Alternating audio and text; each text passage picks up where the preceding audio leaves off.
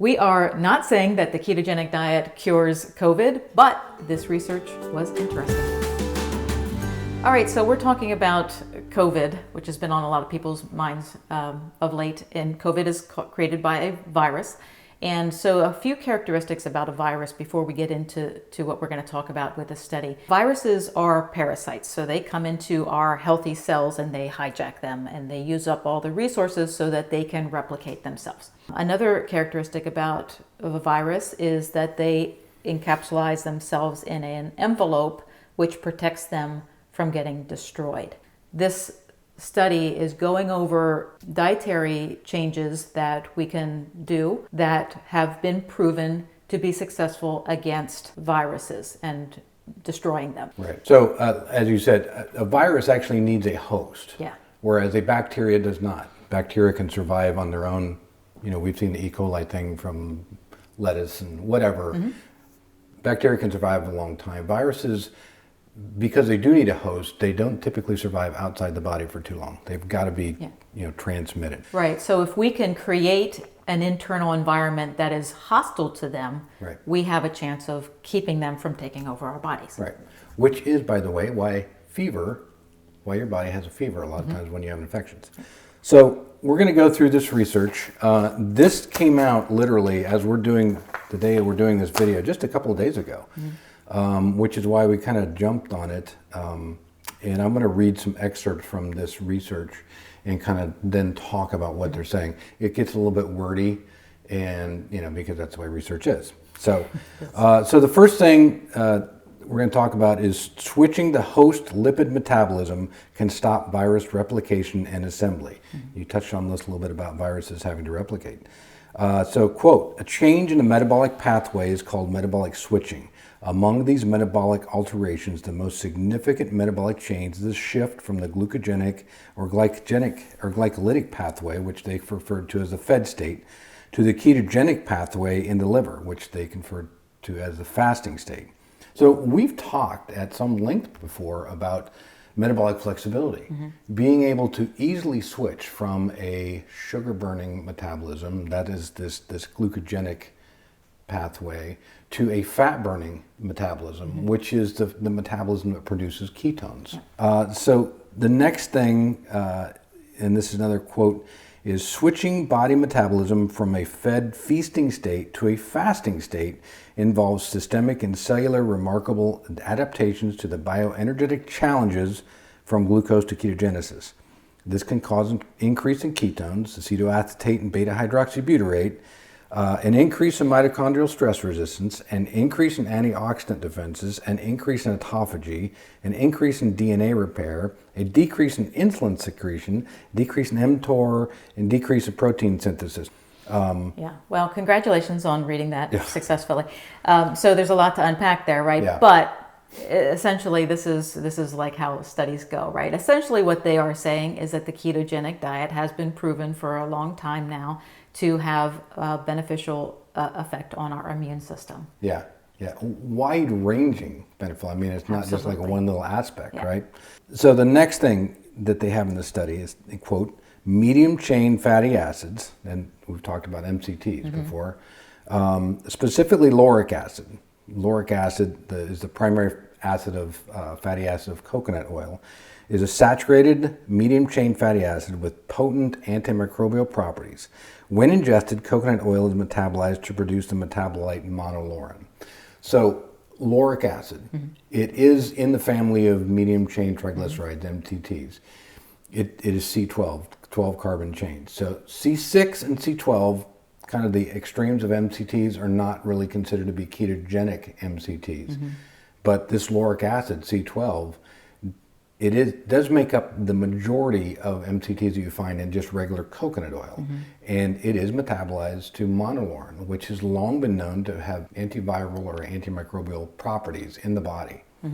Right. So if we're looking at wanting to get into ketosis as quickly as possible, this C12 one, this lauric acid in coconut oil, is not going to be our top choice for that. That would be more the C8 and the C10, the ones in the middle. But this lauric acid, the C12, is very good at combating viruses. And they were actually in this study, I would say that they kind of reigned these, the lauric acid as kind of the king here. They were really focused on it. But they had very good research to back it up, what it does. So I was talking about the fact that viruses have to replicate themselves to take over the host. Well, lauric acid causes problems in the maturation stage for the virus, and so it disrupts that reproduction of the virus. It also can disintegrate that envelope that's around the virus that's meant to protect it. So it can lead to its destruction. Right. So far where we're at, we've kind of seen that the ketogenic diet supplemented with MCTs, coconut oil, can have a beneficial effect when it comes to battling not just COVID, but I mean a number of viruses that we deal with. So what's next in the study?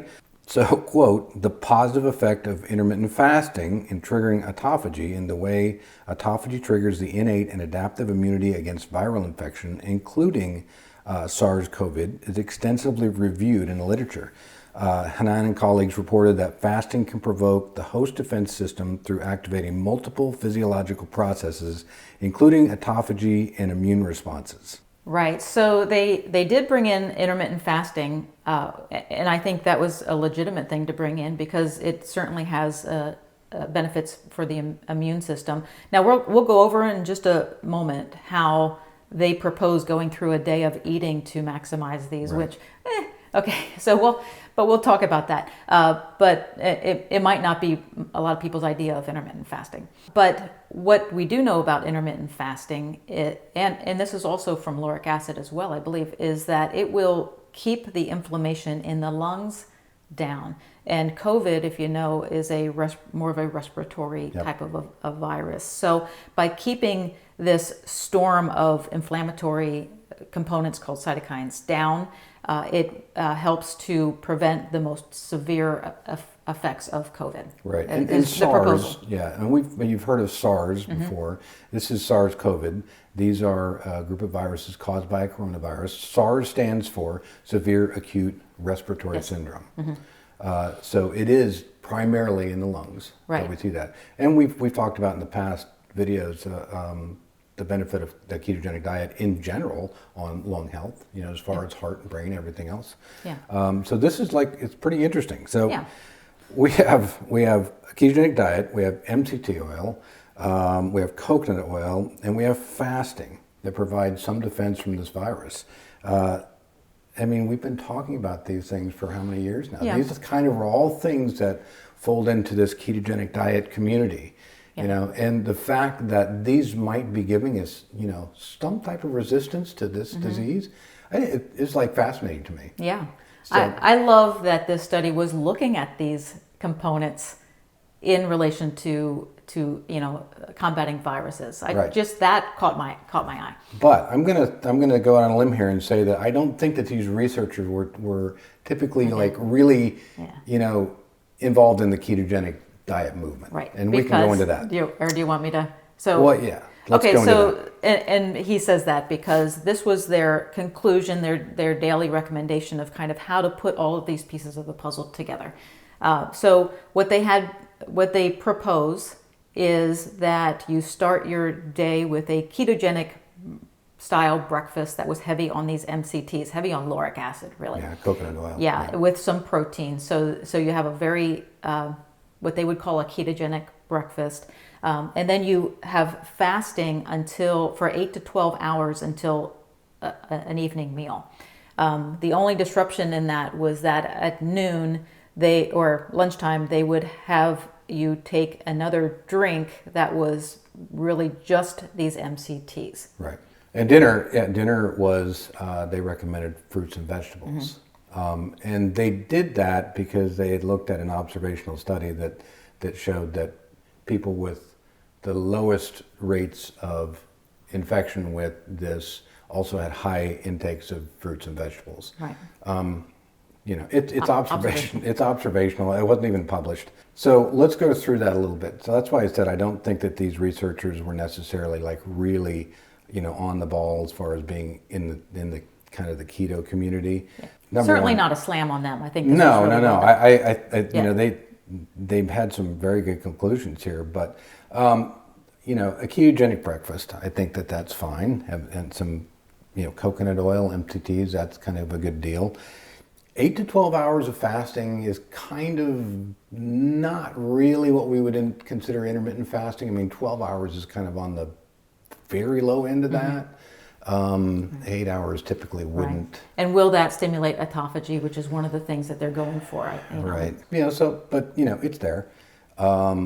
You know, then disrupting that time period with some MCTs and everything, probably not, you know, going to allow this fasting period that you need to have autophagy. Yeah, good point, actually. You know, and I'll tell you personally, for me, if I'm having fruit and vegetables in the evening at my evening meal, I'm probably not going to be in ketosis the next morning. I mean, that's not going to allow me to sustain ketosis. Right. So maybe the takeaway is that we are not defenseless. By having a good, healthy diet, you are helping your immune system. There's no doubt about that. It kind of plays into that thing we always say, you can't outrun the effects of a poor diet. Yep.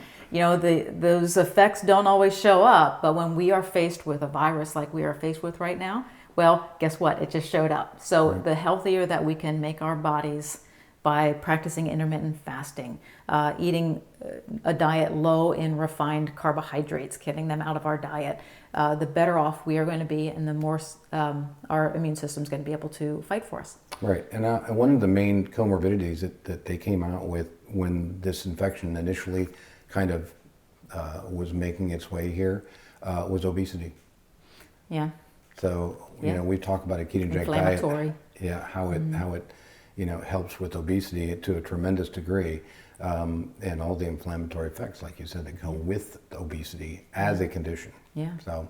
All right, so take it for what it's worth. We understand that there's some things that we wouldn't look at as keto or intermittent fasting, but very interesting. I think it's just a really, I love that research is looking into diet to keep us healthy. Yep. So, all right, with that, thanks so much for watching. Please subscribe to our channel, and we'll be back with some more in about a week or so. Yep, see you next time. Bye-bye.